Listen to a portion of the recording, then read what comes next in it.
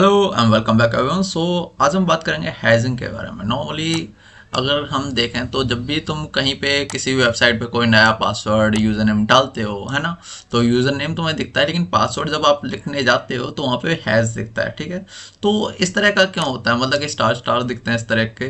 तो अगर तुम्हारी शोल्डर की साइड से कोई और देख रहा है तो वो तुम्हारा पासवर्ड नहीं देख सकता। पहला तो ये फ़ायदा है इस चीज़ का।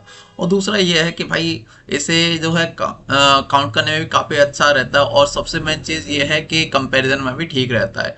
मतलब कि तुम्हारे कंप्यूटर को नहीं पता, लेकिन ये हैजिंग जो लेटर होते हैं इनसाइड, एक तरह से मान लेते हैं, उनमें कंपेरिजन करने में बहुत ज़्यादा आसान होता है, क्योंकि हर एक वैल्यू यूनिक होती है। ठीक है, यूनिक होती है और सेम वैल्यू पे सेम रिजल्ट मिलता है हैजिंग में। ठीक है, so let's talk about this. ठीक है, छोटी सी डेफिनेशन है, पहले हम ये देख लेते हैं।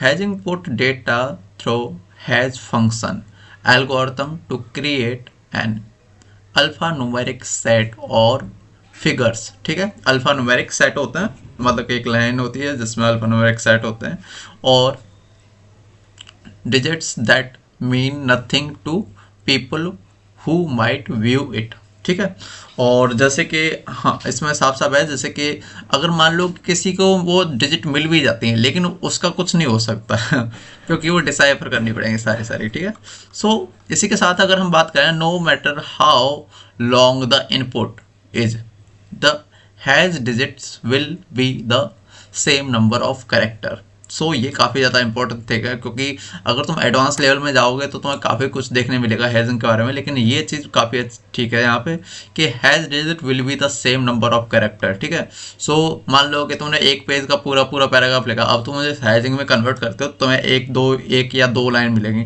अब वो दो लाइन वो हैं बस, है ना, इस तरह से। ठीक है, सो तुम चाहो तो ये पढ़ लेना। खैर मैं इसे थोड़ा सा बाईपास कर रहा हूँ क्योंकि काफ़ी ज़्यादा लंबी वीडियोज़ है नहीं। सो देखा जाए तो अगर हम बात करें, before we go to live with a software. ठीक है, to live live a software. ठीक है, लाइव करने की बात कर रही है यहाँ पे कि before we go live with a software product, okay, provide by third party.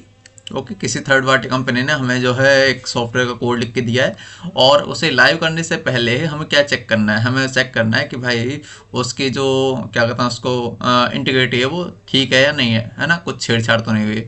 For instance we have to make sure no one has changed anything since it was tested. ठीक है, लास्ट जो टेस्ट हुआ था उसके बाद से इसमें कोई चेंज तो नहीं आया है।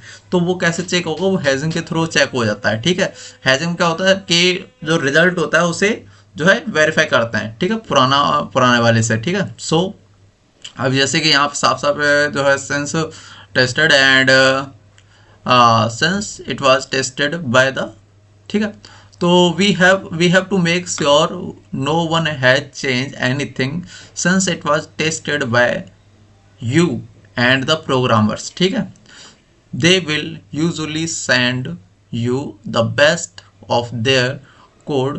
ठीक है, the best of their code, biggest of their code, and you will compare that to the original code. ठीक है, तो क्या है कि जो भी है तुम हैजिंग के थ्रू उन दोनों कोड को बड़े आसानी से कंपेयर कर सकते हो, नहीं तो बहुत ज़्यादा लाइन्स होती हैं। खैर, so this is also known as checksum.